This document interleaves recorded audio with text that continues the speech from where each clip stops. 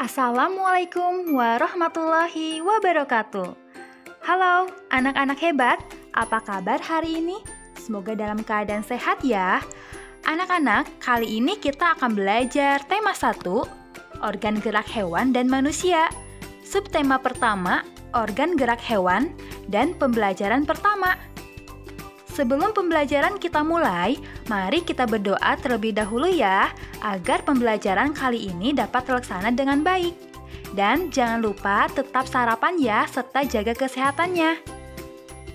Anak-anak, waktu hari libur, kalian melakukan aktivitas apa saja?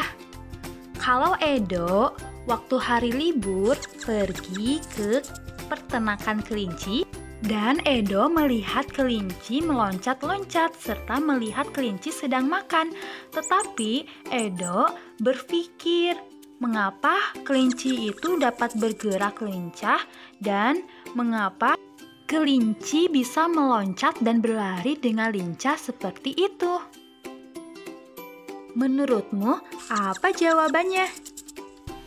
Kelinci dapat bergerak dengan lincah dan dapat melompat ke sana ke sini karena didukung oleh organ-organ geraknya. Pada dasarnya, organ gerak kelinci serta hewan lainnya hampir sama dengan organ gerak manusia, sehingga kelinci dapat melompat. Tanpa organ gerak, kita tidak bisa melakukan kegiatan apapun.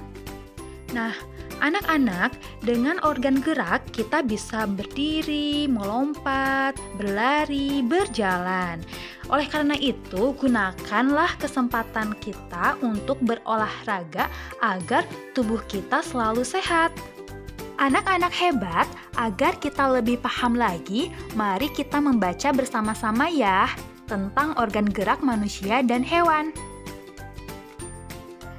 Salah satu ciri dari makhluk hidup adalah bergerak. Secara umum, gerak dapat diartikan berpindah tempat atau perubahan posisi sebagian atau seluruh bagian dari tubuh. Makhluk hidup akan bergerak apabila ada rangsangan yang mengenai sebagian atau seluruh bagian tubuhnya.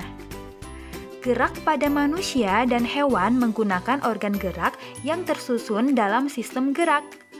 Organ gerak berguna untuk berjalan, berlari, melompat, meloncat, memegang, menggali, memanjat, berenang, dan sebagainya. Organ gerak pada hewan dan manusia memiliki kesamaan. Alat-alat gerak yang digunakan pada manusia dan hewan ada dua macam, yaitu alat gerak pasif berupa tulang dan alat gerak aktif berupa otot. Kedua alat gerak ini akan bekerja sama dalam melakukan pergerakan. Kerjasama antara kedua alat gerak tersebut membentuk suatu sistem yang disebut sistem gerak.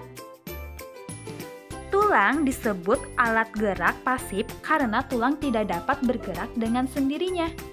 Tanpa adanya alat gerak aktif yang mempengaruhi tulang, maka tulang-tulang pada manusia dan hewan akan diam dan tidak dapat membentuk alat pergerakan yang sesungguhnya. Walaupun merupakan alat gerak pasif, akan tetapi tulang mempunyai peranan yang besar dalam sistem gerak manusia dan hewan. Otot disebut alat gerak aktif karena otot memiliki suatu senyawa kimia yang membuatnya dapat bergerak. Pada saat otot yang menempel pada tulang bergerak, otot tersebut akan membuat tulang bergerak. Wah, indah sekali ya ciptaan Allah, sehingga kita bisa bergerak. Nah, agar kita selalu sehat, jangan lupa kita selalu olahraga ya, sehingga otot dan tulang kita selalu terjaga dengan sehat. Anak-anak hebat, tadi kita telah membaca bersama. Menurutmu, pada paragraf pertama, apa ide pokoknya? Dan apa kalimat pengembangnya? Sebelum kita menjawab ide pokok, kita harus tahu dulu apa itu ide pokok. Dan apa itu kalimat pengembang? Ide pokok adalah gagasan yang menjadi dasar sebuah paragraf. Biasanya ide pokok disajikan dalam bentuk kalimat utama. Ide pokok biasanya terletak di awal paragraf atau di akhir paragraf. Sedangkan kalimat pengembang adalah kalimat yang menjelaskan lebih lanjut kalimat topik dalam mengembangkan paragraf. Nah, agar lebih jelasnya, Ibu akan memberikan contoh ide pokok pada paragraf yang tadi. Kalimatnya di sini kita lihat dulu yang awal paragraf dan akhir paragraf, karena ide pokok itu biasanya terletak di awal paragraf atau di akhir paragraf. Awal paragraf, kita baca dulu. Salah satu ciri dari makhluk hidup adalah bergerak. Lalu kita baca akhir paragrafnya. Makhluk hidup akan bergerak apabila ada rangsangan yang mengenai sebagian atau seluruh bagian tubuhnya. Setelah itu kita bandingkan awal paragraf tersebut dengan akhir paragraf tersebut, mana yang lebih cocok dan lebih tepat untuk ide pokoknya. Nah, yang lebih tepat untuk ide pokoknya adalah awal paragraf tersebut, yaitu salah satu ciri dari makhluk hidup adalah bergerak. Dan kalimat pengembangnya yaitu setelah kata bergerak dan ada tanda titik. Jadi, anak-anak, kamu sudah paham kan bagaimana mencari ide pokok dan kalimat pengembangnya?